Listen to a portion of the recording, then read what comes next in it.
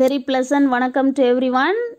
In this session, you will learn about angular momentum and angular velocity.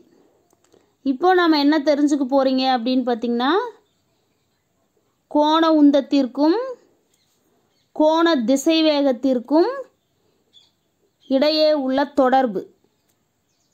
The relation between angular momentum and angular velocity அப்படின்றத தான் சுருக்கமா என்ன சொல்லிருக்கோம் அப்படினா angular momentum and angular velocity அப்படினு சொல்லிருக்கோம்.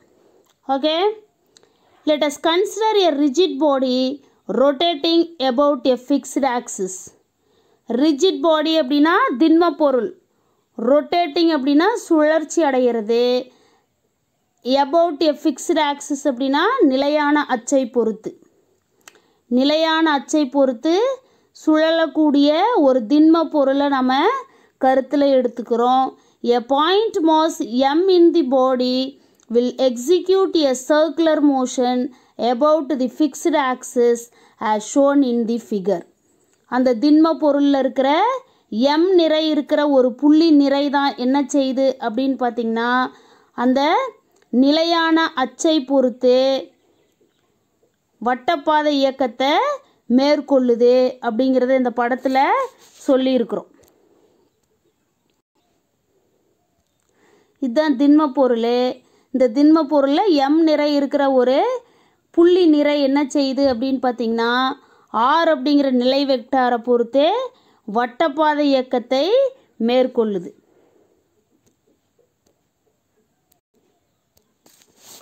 The point mass m is at a distance r from the axis of the rotation.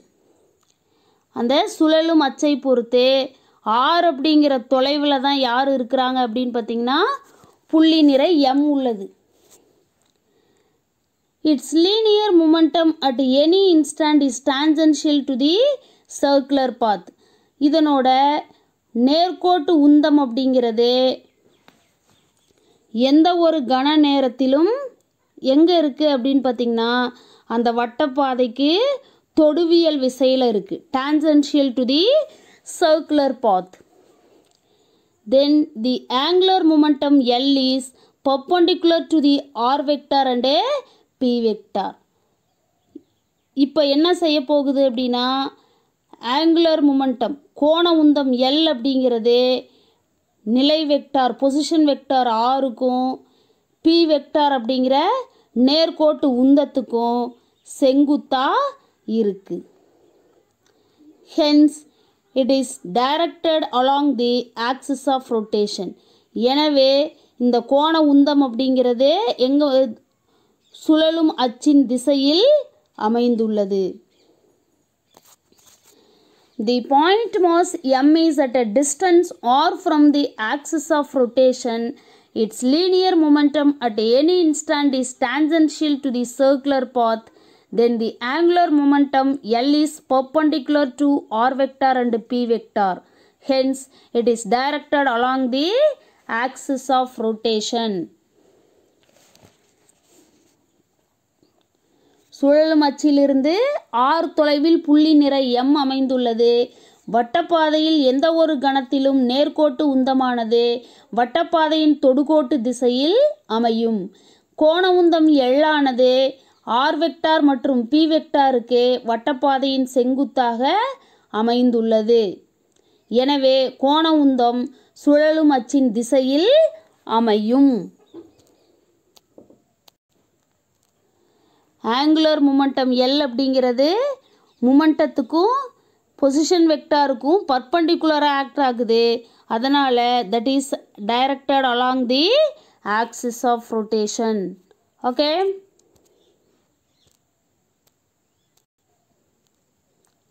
The angle theta between r vector and p vector in this case is 90 degree. அப்போது இந்த நிகழ்வில் பார்த்தீங்க அப்படின்னா r வெக்டாருக்கும் p வெக்டாருக்கும் இடைப்பட்ட கோணம் theta அப்படிங்கிறது 90 டிகிரியாக இருக்கும். ஏன்னா ஒன்றுக்கொன்று செங்குத்து. அப்போது the magnitude of the angular momentum L is could be written as. அப்போது கோண உந்தம் எல்லோட எண் மதிப்பை எப்படி எழுத போகிறோம் அப்படின்னு பார்த்தீங்கன்னா L is equal to RMV sin 90 degree.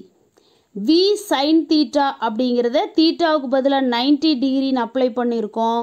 sin 90 is equal to 1. therefore L is equal to RMV. R அப்படிங்கிறது position vector or radius of that circular path. M அப்படின்றது mass of that point mass. V அப்படின்றது velocity.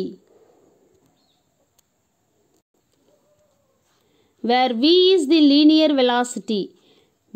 இங்கே Vங்கிறது யார் அப்படின்னு பார்த்தீங்கன்னா நேர்கோட்டு திசைவேகம். The relation between linear velocity V and angular velocity omega in the circular motion is V is equal to R omega. இதை second லெசன்லேயே நம்ம படிச்சிருக்கோம். வட்டப்பாதை இயக்கத்தில் நேர்கோட்டு திசைவேகம் Vக்கும் கோண திசைவேகம் ஒமேகாவுக்கும் இடையில் இருக்கிற தொடர்பு V is equal to R omega. hence எனவே V is equal to R omegaன்னு இருக்கிறதுனால ஏற்கனவே நமக்கு கோண உந்தத்துக்கான சமன்பாடு தெரியும். L is equal to MVR.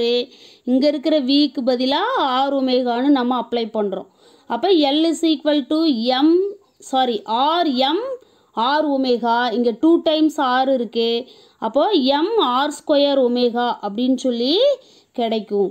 therefore angular momentum L is equal to MR square omega. The directions of L and omega are along the axis of rotation. இதிலிருந்து நம்ம என்ன தெரிஞ்சுக்கிறோம் அப்படின்னா MR square அப்படிங்கிறது moment of inertia of that rigid body. இந்த இடத்துல வந்து a point mass அப்படின்னு சொல்லி நம்ம படித்ததுனால L is directly proportional to omega. அப்போது both are acting, L and omega both are acting along the axis of rotation. அந்த சுழலச்சின் திசையில் தான் எல்லும் ஒமேகாவும் அமையுது. The above expression can be written in the vector notation. இது scalar form. மேற்கண்ட சமன்பாட்டை வந்து vector வடிவத்தில் நாம் எழுதும்போது L is equal to MR square ஒமேகான்றது ஸ்கேலார் ஃபார்மு. வெக்டார் ஃபார்மில் எழுதும் பொழுது L வெக்டார் MR square into omega vectorனு கிடைக்கும். As discussed earlier, the term MR square in equations 5.22 and 5.23 is called a moment of inertia of the point mass. இங்கே நாம் ஒரு பாயிண்ட் மாஸ் புள்ளி நிறையை பற்றி மட்டும்தான் பேசிக்கிட்டு இருக்கோம். அப்போ அந்த புள்ளி நிறையோட நிலைம திருப்புத்திறன் தான் யார் அப்படின்னு பார்த்தீங்கன்னா I அப்படின்னு சொல்லி சொல்கிறது. அது எங்கே இருக்குது அப்படின்னு பார்த்தீங்கன்னா வெக்டார் இந்த ஸ்கேலார் ஃபார்ம்லையும் வெக்டார் ஃபார்ம்லையும் இருக்குது. இந்த ஸ்கேலார் ஃபார்ம் தான் 5.22ங்கிற ஈக்குவேஷன், 5.23ன்றது இந்த எக்ஸ்பிரஷன்.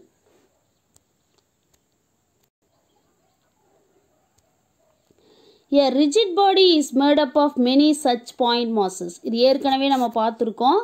நம்ம ஒரு புள்ளி நிறைய பற்றி இவ்வளோ நேரம் படித்து அதுக்கான கோண உந்தம் கண்டுபிடிச்சோம். இப்போ ஒரு திண்ம பொருள் அப்படிங்கிறது அதிக எண்ணிக்கையிலான அந்த புள்ளி நிறைகள் மாதிரி அதிக எண்ணிக்கையிலான புள்ளி நிறைகளால் உருவாக்கப்பட்டது இல்லையா?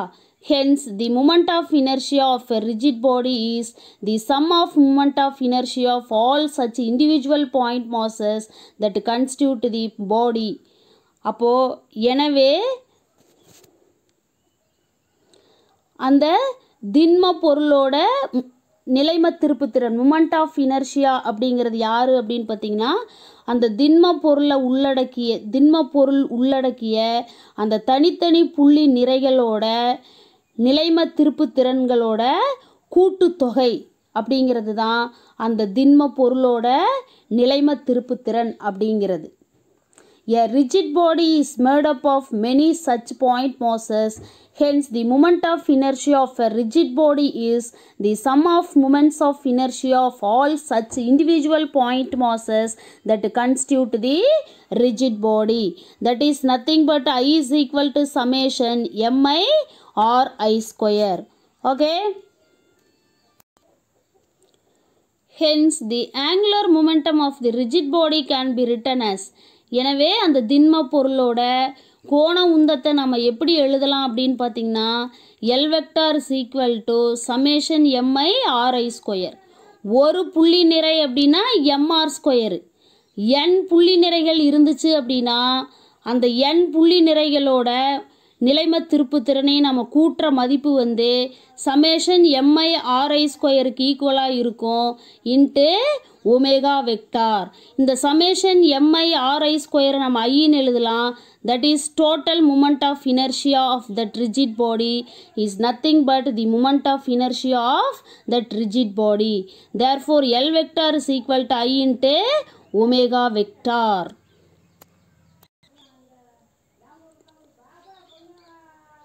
L vector is equal to I into omega vector. இங்கே ஐ அப்படிங்கிறது மாறிலியே இருக்கும்போது L is directly proportional to ஒமேகான்னு இருக்கும். ஒமேகா இன்க்ரீஸ் ஆகும் பொழுது எல்லும் இன்க்ரீஸ் ஆகும். ஒமேகா டிக்ரீஸ் ஆகும் பொழுது எல்லும் டிக்ரீஸ் ஆகும். நம்ம ஏற்கனவே படித்தது தான். இந்த 5.4 அப்படிங்கிற செக்ஷனில் வந்து variety of moment of inertia in different shape and size of the ஆப்ஜெக்ட்டுக்கு நாம் படிக்க போகிறோம். This only the relation between angular momentum and angular velocity. All of you got my point? This is very important 3-mark question. Note down this one. Okay? அடுத்து நீங்கள் தெரிஞ்சுக்க போகிற விஷயம் dark and angular momentum, திருப்பு விசை மற்றும் கோண உந்தம், அதை பற்றி தான் படிக்க போகிறோம். We have the expression for magnitude of angular momentum of a rigid body as L is equal to I omega. இல்லையா? ஒரு திண்ம பொருளோட கோண உந்தத்தோட எண் மதிப்புக்கான சமன்பாடு ஏற்கனவே நம்ம கண்டுபிடிச்சி வச்சுருக்கோம். That is L is equal to I omega. அதே மாதிரி the expression for magnitude of torque on the rigid body tau is equal to I alpha. அது மட்டும் இல்லை, ஒரு திண்ம பொருளோட திருப்பு விசைக்கான எண் மதிப்புக்கான சமன்பாட்டையும் நம்ம கண்டுபிடிச்சிருக்கிறோம். Tau is equal to I alpha. இது ரெண்டுமே ரொம்ப முக்கியமான 3-mark கொஷின்ஸு. ஆங்குலர் மொமெண்டத்துக்கும் ஆங்குலர் வெலாசிட்டிக்கும் உள்ள ரிலேஷன் இது. அதே மாதிரி டார்க்குக்கும் ஆங்குலர் வெலாசிட்டிக்கும் ஆங்குலர் ஆக்சலரேஷனுக்கும் இடையில் இருக்கிற ரிலேஷன் இது. இது ரெண்டும் very important. The relation between L and omega and the relation between tau and alpha அப்படின்றது very important 3-mark questions. Okay, we can further write the expression for torque.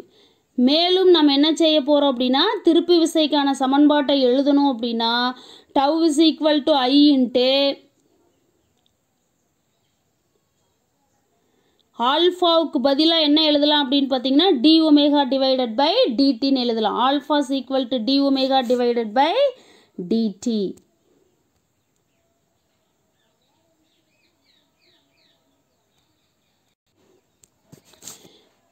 We can further write the expression for torque. மேலும் வந்து நம்ம திருப்பு விசைக்கான சமன்பாட்டை எழுதணும் அப்படின்னா tau is equal to I into ஆல்ஃபாவுக்கு பதிலாக டி ஒமேகா டிவைடட் பை டிடின்னு எழுதுறேன். ஏன்னா alpha is equal to d omega divided by dt. இங்கே ஒமேகா அப்படின்றது angular velocity. The rate of change of angular velocity is nothing but angular acceleration. isn't it? Yes. where omega அப்படின்றது angular velocity, alpha அப்படின்றது angular acceleration, we can also write the equation 5.26. அந்த 5.26 அப்படிங்கிற எக்ஸ்பிரஷனை வந்து திரும்ப எழுத போகிறோம். என்னது, tau is equal to I into d omega divided by dt அப்படிங்கிறத நம்ம ரீரைட் பண்ணும்போது என்ன பண்ணலாம் அப்படின்னு பார்த்தீங்கன்னா tau is equal to இந்த dயை தனியாக வச்சுக்கிட்டு, that means d by dtயை செப்பரேட்டாக வச்சுக்கிட்டு I omega அப்படின்னு சொல்லி எழுதலாம். That is tau is equal to d by dt into I omega, that is equal to I omega தான் ஆல்ரெடி நம்ம ஆங்குலர் மொமெண்டம் Lன்னு பார்த்துருக்கோம். tau is equal to dl divided by dt. Okay, The above expression says that an external torque on the rigid body fixed to an axis produces rate of change of angular momentum in the body about that axis. இந்த மேற்கண்ட சமன்பாடு எதை நமக்கு சொல்லுது அப்படின்னு பார்த்தீங்கன்னா, நிலையான அச்சை பொறுத்து ஒரு திண்ம பொருளில் உருவாகிற புற திருப்பு விசை எதை உருவாக்கும் அப்படின்னு பார்த்தீங்கன்னா,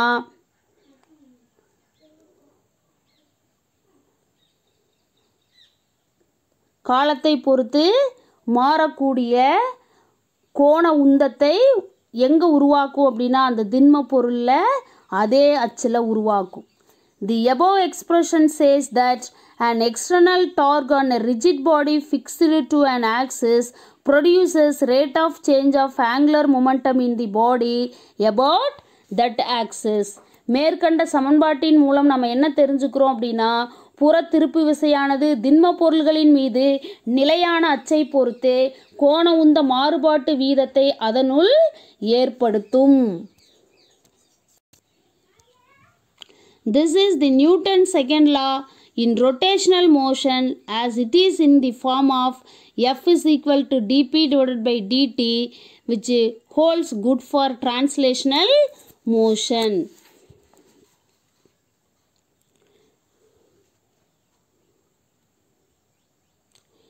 இது யார் அப்படின்னு பார்த்தீங்கன்னா, சுழற்சி பற்றிய நியூட்டனோட இரண்டாவது விதி. மேலும் இந்த சமன்பாட்டை எப்படி எழுதலாம் அப்படின்னு பார்த்தீங்கன்னா, நேர்கோட்டு இயக்கத்தோட சமன்பாடான F is equal to dp divided by dt அப்படின்னு சொல்லி எழுதலாம். இங்கே F is equal to dp by dtங்கிறது யார் அப்படின்னு பார்த்தீங்கன்னா, இம்பல்ஸில் நான் சொல்லி கொடுத்துருக்குறேன். Rate of change of momentum is nothing but applied force. Rate of change of momentum applied forceக்கு ஈக்குவலாக இருக்கும். காலத்தை பொறுத்து உந்தத்தில் ஏற்படும் மாறுபாடு செயல்படுத்தின விசைக்கு சமமாக இருக்கும் அப்படிங்கிற வடிவத்தை ஒத்துள்ளது. அடுத்து கன்சர்வேஷன் ஆஃப் ஆங்குலர் மொமெண்டம், கோண உந்த மாறா விதி. From the above expression we could conclude that மேற்கண்ட சமன்பாட்டிலிருந்து நம்ம ஒரு முடிவுக்கு வரோம். Underline this. இதுதான் statement. In the absence of external torque, the angular momentum of the rigid body or system of particles is conserved. In the absence of external torque, புற திருப்பு விசையானது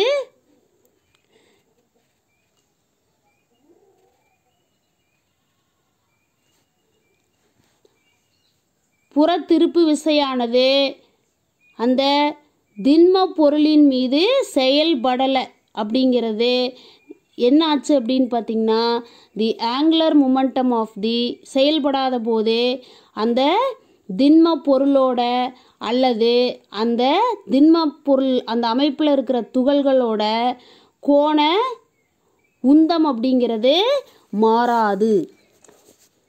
புற திருப்பு விசைங்கிற ஒன்று செயல்படாத போது அந்த திண்ம பொருளின் உள்ள துகள்களின் அல்லது அந்த திண்ம பொருளின் கோண உந்தம் மாறாது. In the absence of external torque, the angular momentum of the rigid body or system of particles is conserved. புற திருப்பு விசைங்கிற ஒன்று செயல்படாத போது அந்த திண்ம பொருளோட அல்லது அந்த அமைப்பில் உள்ள துகள்களோட கோண உந்தம் அப்படிங்கிறது மாறாது. இதுதான் கோண உந்த அழிவின்மை விதி, law of conservation of angular momentum.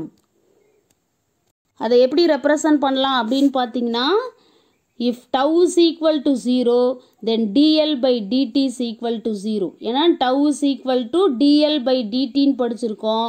இந்த டவுவோட வேல்யூ 0ன்னா அப்போ dl divided by dt is equal to 0.